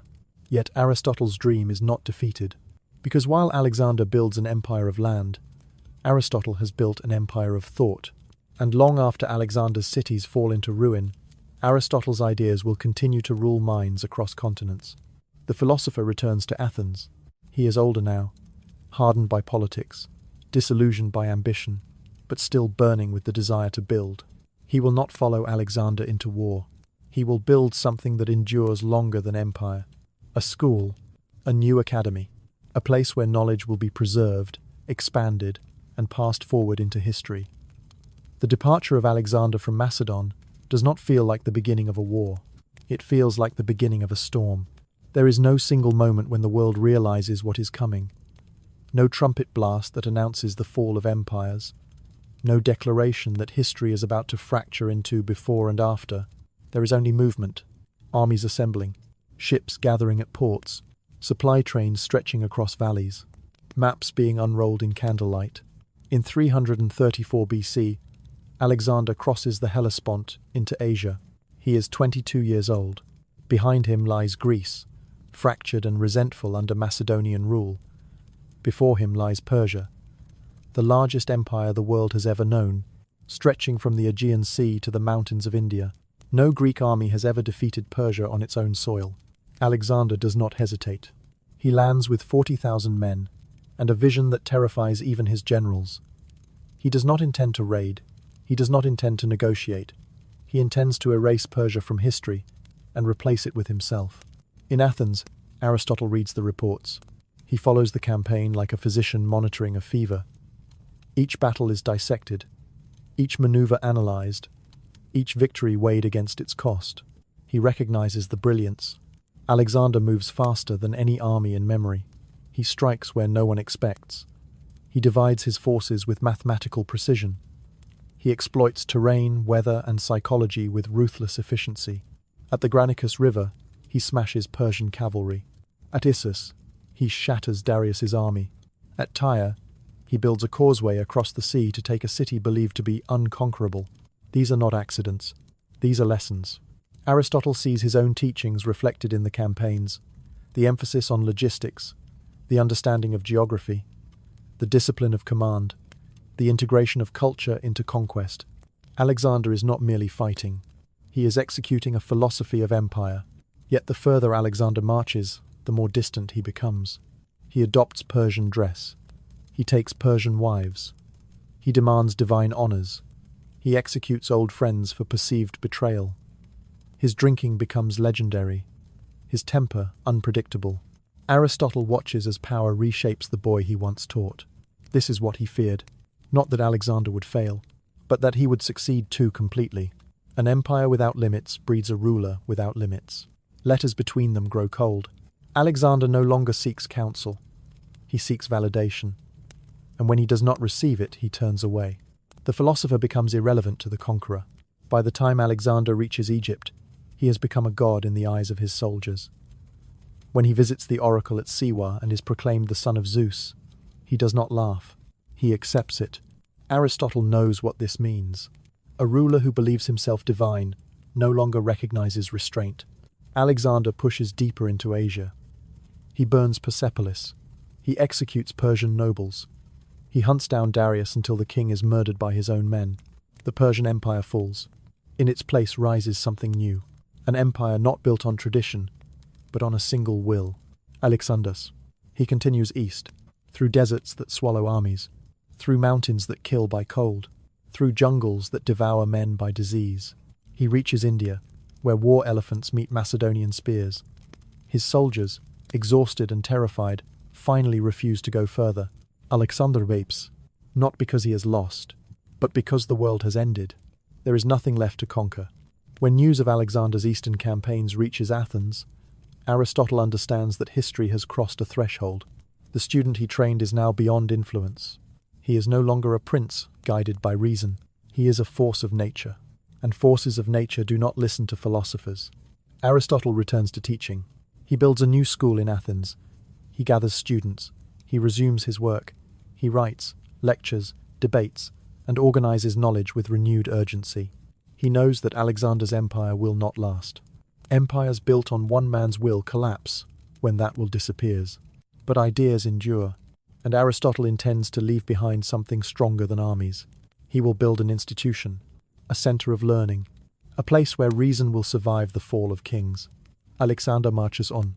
Aristotle builds in silence, two paths diverging, one carving through the world with steel, one carving through history with thought. And when Alexander finally turns back toward Babylon, carrying wounds, exhaustion, and a kingdom too large to govern, Aristotle knows that the end is approaching. Not of the empire, of the man. Aristotle returns to Athens without fanfare. The city has changed. Power no longer belongs to its assemblies. The shadow of Macedon stretches across every street, every court, every temple. Athens still speaks of freedom, but its fate is now tied to forces beyond its control. Yet the hunger for knowledge remains. Philosophers still argue beneath colonnades. Students still gather around teachers. Ideas still move faster than armies. Aristotle chooses a quiet stretch of land just outside the city walls, near a sanctuary dedicated to Apollo Lyceus. The grounds are open, shaded by trees, crossed by walking paths that wind through gardens and open courtyards. It is here that he builds his school. He does not call it an academy. He calls it the Lyceum. There are no marble halls or towering statues. The school is defined not by buildings, but by movement. Aristotle teaches while walking. His students follow him across the grounds, listening as he lectures, asking questions, arguing, interrupting, refining. They become known as the peripatetics. Those who walk. Learning here is not passive. It is kinetic. Thought moves with the body. Philosophy becomes a living process, not a static doctrine. Aristotle designs the Lyceum as more than a school. He builds an institution. There is a library, one of the first in history, filled with scrolls gathered from across the Greek world. Texts on medicine, astronomy, history, politics, poetry, and law. His own writings fill shelves. His students copy and preserve them. There are research rooms where scholars analyze specimens, maps, and diagrams. There are lecture spaces for public debates and private instruction. There are gardens where biology is studied in real time. This is not philosophy as Greece has known it. This is organized knowledge. Aristotle divides the curriculum into disciplines: logic, physics, metaphysics, biology, psychology, ethics, politics, rhetoric, poetics. Each field has its own method, its own standards, its own questions. Students do not merely memorize. They investigate. They classify plants and animals. They debate constitutions. They analyze tragedies. They map the heavens. They dissect arguments. They examine human behavior. For the first time, education becomes systematic. The Lyceum functions as a research institute. Scholars are sent across Greece to collect political data. They study the laws and constitutions of more than 150 city-states. They record how governments rise and fall, how power is distributed, how justice is administered. This data becomes the foundation of Aristotle's political philosophy. He does not speculate about ideal states. He studies real ones. He compares monarchies, aristocracies, and democracies. He examines corruption, revolution, stability, and collapse. He identifies the conditions that produce good government and the errors that destroy it. Politics becomes a science. Ethics becomes a discipline. Psychology becomes a field of study. Even literature is examined through structure and function. Aristotle analyzes tragedy not as entertainment, but as a psychological mechanism. He explains how drama shapes emotion, how storytelling produces catharsis, how art educates the soul. Poetry becomes philosophy. Rhetoric becomes logic. Knowledge becomes architecture. Students arrive from across the Greek world. Some are nobles. Some are merchants. Some are sons of soldiers. All are drawn by the reputation of a man who teaches not what to think, but how to think. Aristotle is at the height of his power. Not political power, intellectual power. His influence stretches across disciplines. His ideas shape courts, schools, and governments. His method spreads through students who carry fragments of his system across continents. He lectures during the day and writes at night. Scrolls pile into stacks. Treatises expand into volumes. His system grows more complete with every year. He knows that Alexander's empire will not last, but he also knows that institutions outlive rulers, and so he builds one, a place where knowledge can survive the rise and fall of kings, a sanctuary for reason in a world ruled by force. Yet even as the Lyceum flourishes, history is approaching its reckoning. Alexander is dying in Babylon. His empire is already fracturing, and when the conqueror falls, the world he created will collapse into chaos. Athens will rebel. Macedon will strike back, and Aristotle, once again, will find himself standing at the center of political storms he cannot control. The rhythm of the Lyceum is not set by bells or schedules. It moves with the sun. At dawn, students arrive through the eastern gates, carrying scrolls, notebooks, and questions that have kept them awake through the night. They gather beneath colonnades, along shaded paths, and beside fountains where the sound of water softens the heat of the day. Aristotle does not stand behind a podium. He walks. He moves slowly through the grounds, hands clasped behind his back, eyes fixed not on his students, but on the space ahead of him, as though he is mapping ideas into the air itself. The students follow, forming a moving circle around him. This is how philosophy lives here. In motion, each walk becomes a journey through a discipline. One morning, it is ethics. Aristotle speaks of happiness not as pleasure, wealth, or honor, but as a life lived in accordance with virtue. He explains that excellence is not a gift, but a habit. That character is built through repeated action, that no one becomes good by accident. He challenges his students to examine their lives. What do you choose? What do you avoid? What do you pursue? These choices, he says, shape the soul. Another morning, the walk becomes a lesson in politics. Aristotle speaks of the city as a living organism.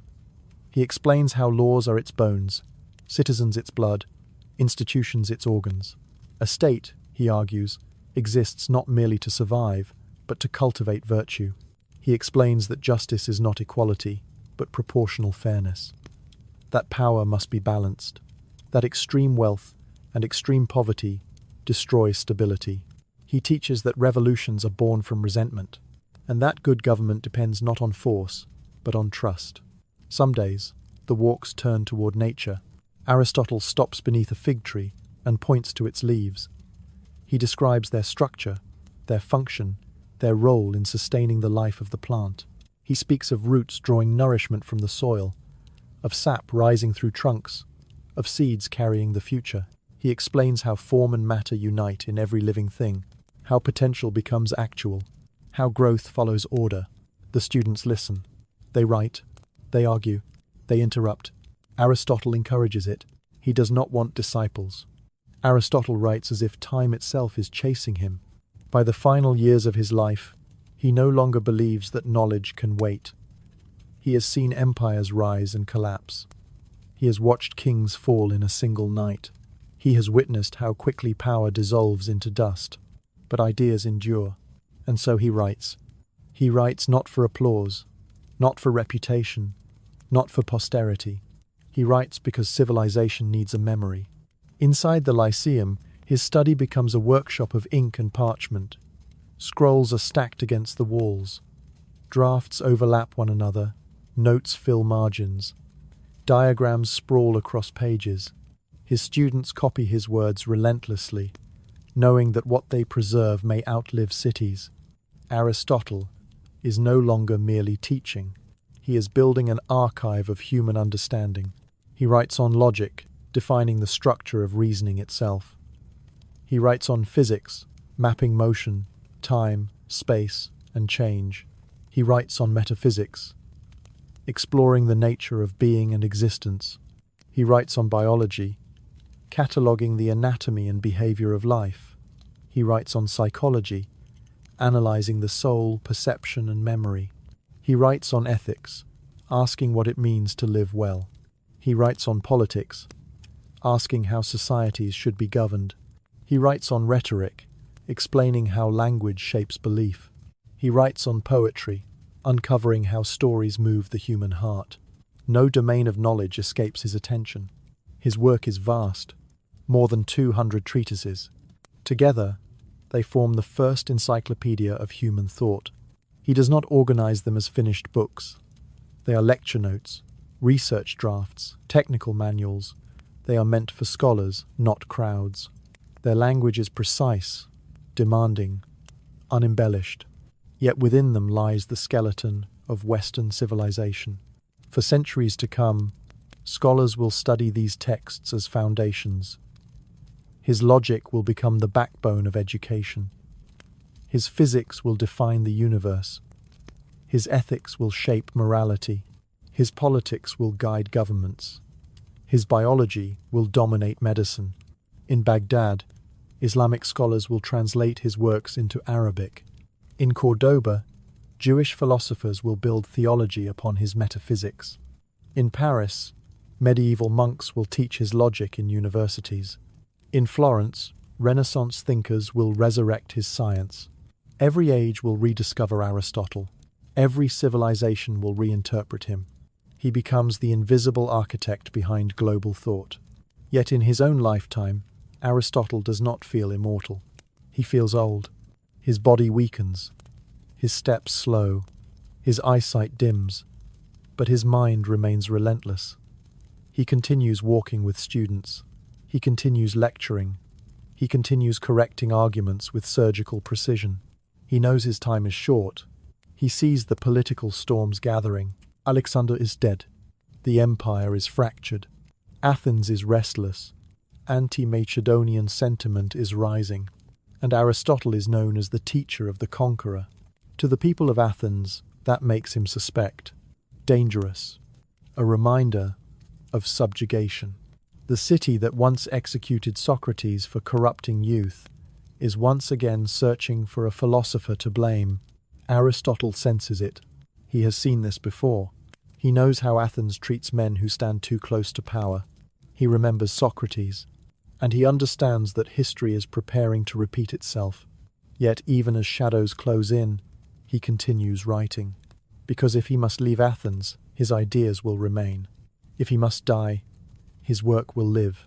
He is not building monuments of stone. He is building monuments of thought. A library not bound by walls. A civilization not bound by borders. A legacy not bound by time. The Lyceum hums with activity. Students copy manuscripts late into the night. Scholars debate interpretations. Messengers carry scrolls across Greece and beyond. Knowledge spreads. And even as political danger grows, Aristotle refuses to stop, because he knows that when power fades, only ideas remain, and he intends to leave behind enough ideas to outlive every empire the world has ever known. Aristotle believes that the greatest problem facing humanity is not ignorance, it is excess. Men destroy themselves not because they lack intelligence, but because they abandon balance. They pursue pleasure without restraint, power without justice, wealth without responsibility, honor without humility. He sees this everywhere, in tyrants who rule by fear, in citizens who chase luxury, in warriors who mistake brutality for courage. And so, near the end of his life, he turns his attention to the most difficult subject of all. How should a human being live? His answer is not dramatic. It is not heroic. It is not romantic. It is practical. He calls it the golden mean, not as a slogan, but as a structure for life. Virtue, Aristotle argues, does not live at the extremes. It lives between them. Courage is not recklessness. It is not cowardice.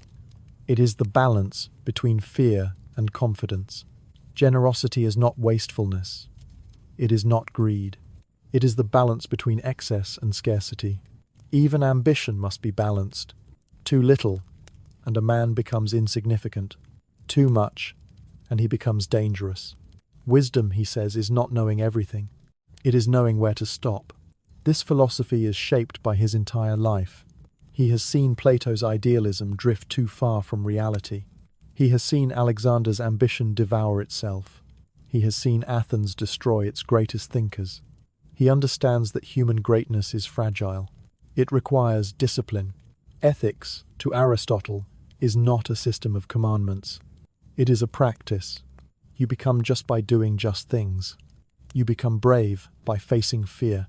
You become wise by choosing carefully. Character is not inherited. It is built. He teaches that happiness is not pleasure, not wealth, not fame, not honor. Happiness is a life of purpose, a life guided by reason, a life where the soul is in harmony with itself. This idea will echo through centuries. Roman statesmen will adopt it. Christian theologians will reshape it. Islamic philosophers will integrate it. Modern psychology will rediscover it. The idea that a good life is built through balanced habits becomes one of the most influential ethical systems in history. Yet Aristotle does not imagine his philosophy as universal. He knows that humans are different. What is balanced for a soldier is not balanced for a scholar. What is courageous for a king is not courageous for a farmer. Virtue is relative to circumstance. Wisdom is knowing your measure.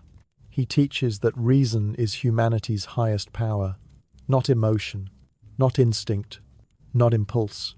Reason is what separates humans from animals. To live well is to live rationally, to govern desire rather than be governed by it, to master impulse rather than be mastered by it. This is the essence of freedom. Not the freedom to do anything, but the freedom to do what is right. In the Lyceum, Aristotle's students debate these ideas endlessly. They challenge him. They test his logic. They bring examples from politics, war, trade, and family life. Aristotle listens and refines. His ethics are not static. They evolve. They adapt. They remain grounded in human experience. He is not designing saints. He is designing citizens. Men and women capable of self-governance, and therefore capable of governing others. He believes that a good society is built from good individuals, and that good individuals are built through education. This belief drives everything he has built: the Lyceum, the library, the research, the lectures. All of it serves one purpose: to cultivate rational minds, to build a civilization guided by reason rather than violence. Yet Aristotle knows that ethics alone cannot protect him. The political climate in Athens is shifting. Anti-Macedonian sentiment is rising. The city remembers Alexander, and it remembers who taught him.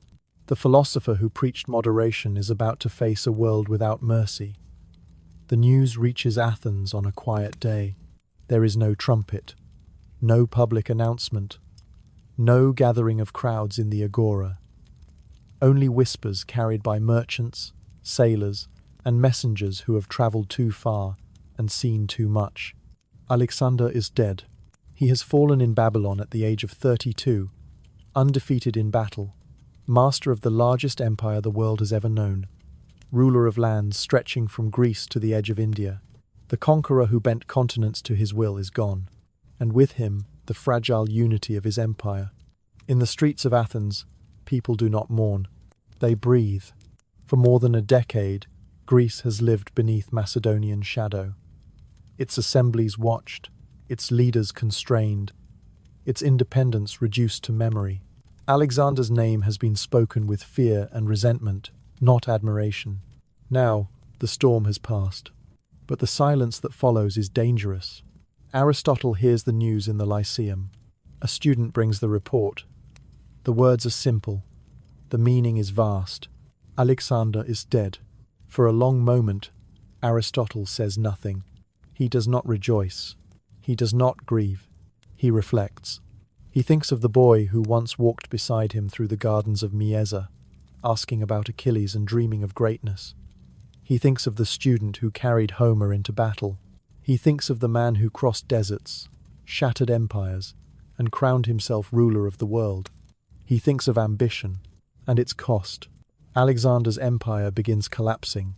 The moment his body is cold, his generals divide the kingdom among themselves. Alliances shatter, wars erupt, Cities revolt, provinces rebel. The unity forged by conquest dissolves into chaos. What took a decade to build begins to unravel in months. History has seen this before. Empires born from a single will cannot survive without it. In Greece, rebellion erupts. Athens moves quickly. It senses opportunity. Macedonian garrisons are challenged. Alliances are formed. Old dreams of independence rise again. But Macedon is not weak. Its armies are still intact. Its generals are still ruthless. And its patience for rebellion is gone. The political atmosphere in Athens becomes poisonous. Anyone associated with Macedon is viewed with suspicion. And Aristotle is the most famous Macedonian ally of them all. He is known as Alexander's teacher, the man who shaped the conqueror's mind. To the Athenians, this is not an honor. It is a crime. Accusations begin to circulate, not of treason, not of conspiracy, but of impiety, the same charge once used against Socrates. Aristotle is accused of corrupting the youth and dishonoring the gods. The words are familiar. Tu familiar. Aristotle understands what this means. Athens is searching for a scapegoat, and history has taught the city exactly how to remove a philosopher. Socrates had trusted the law. He drank the poison. Aristotle will not make the same mistake. He has spent his life studying cause and consequence. He knows how this story ends, and he refuses to let Athens commit the same crime twice. He gathers his students. He tells them the truth. The city is no longer safe. The Lyceum will not protect him. Reason will not protect him. Justice will not protect him. Only distance will. He tells them that he will leave. Not in fear, in clarity. I will not allow Athens to sin against philosophy a second time. The words spread quickly. Some beg him to stay.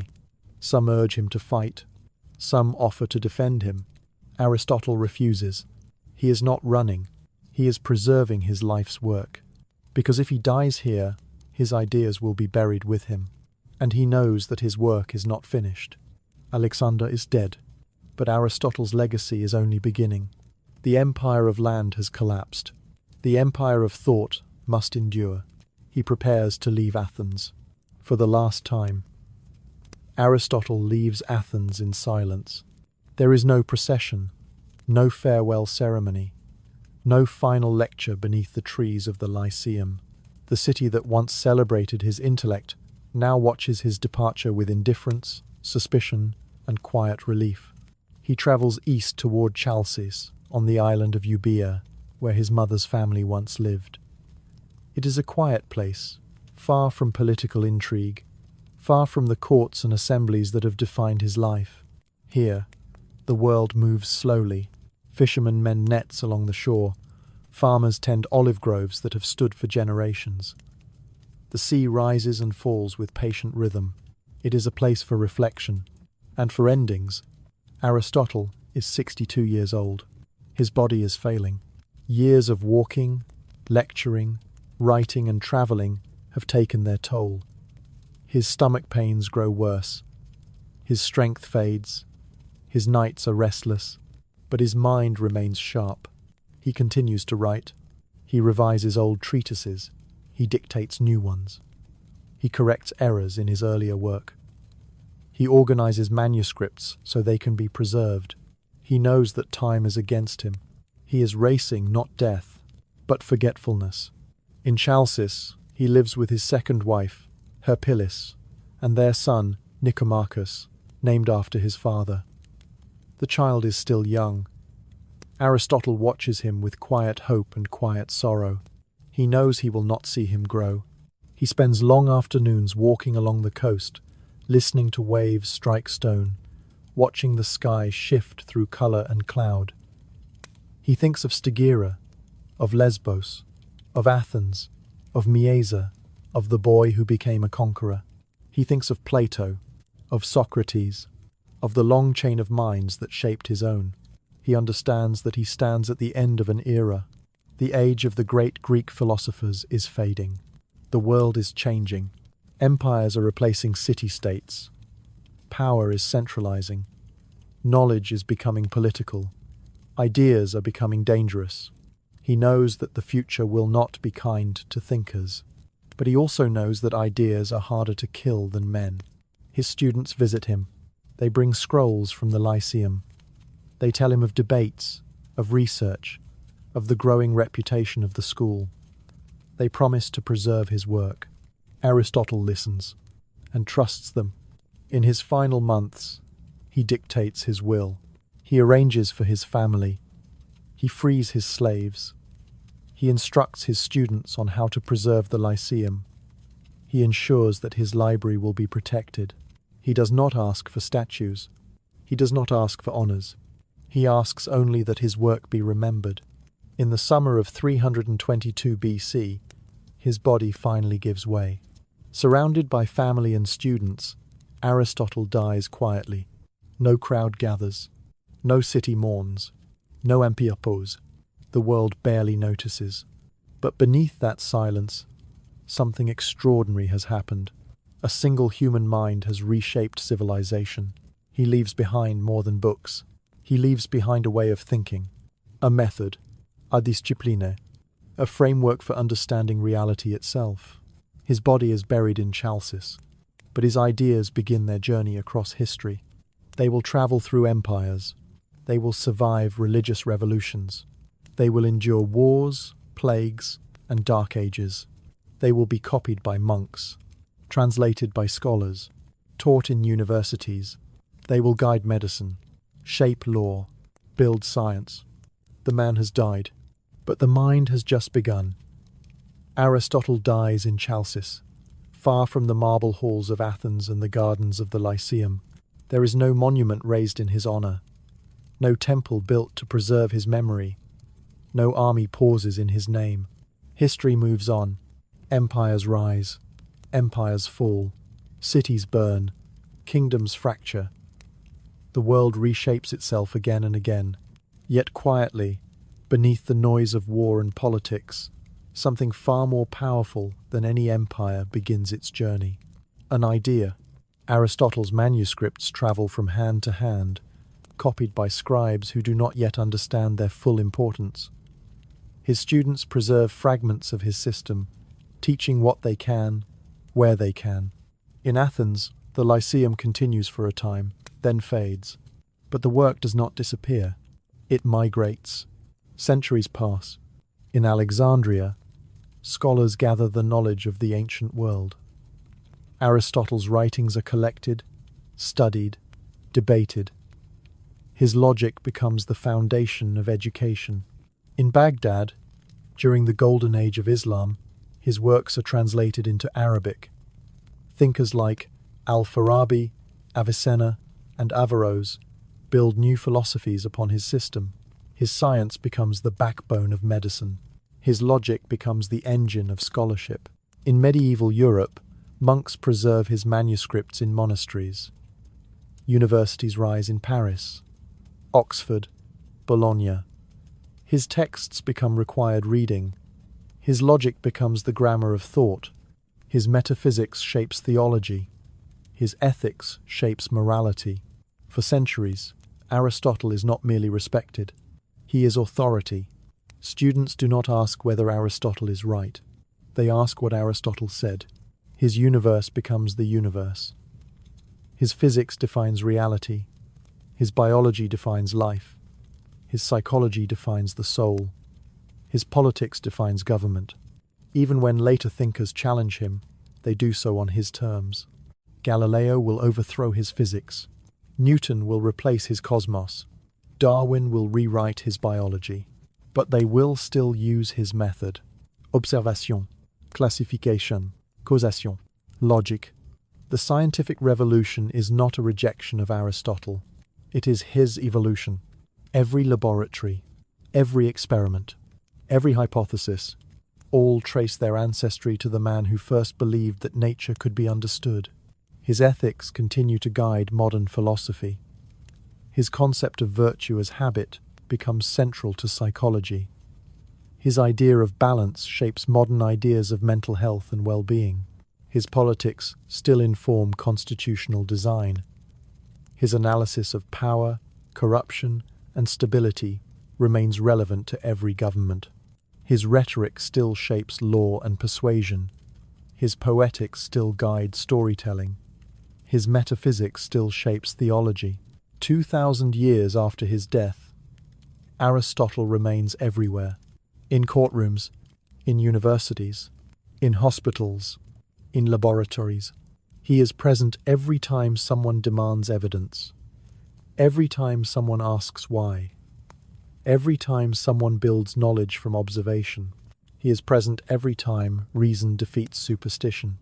The boy from Stagira who once collected shells on a quiet shoreline has become the invisible architect of modern civilization. He never ruled a nation. He never led an army. He never wore a crown, yet his influence surpasses every emperor. Alexander conquered the world. Aristotle taught the world how to think, and that turned out to be the greater power. The greatest empire is not built on land, but in the human mind.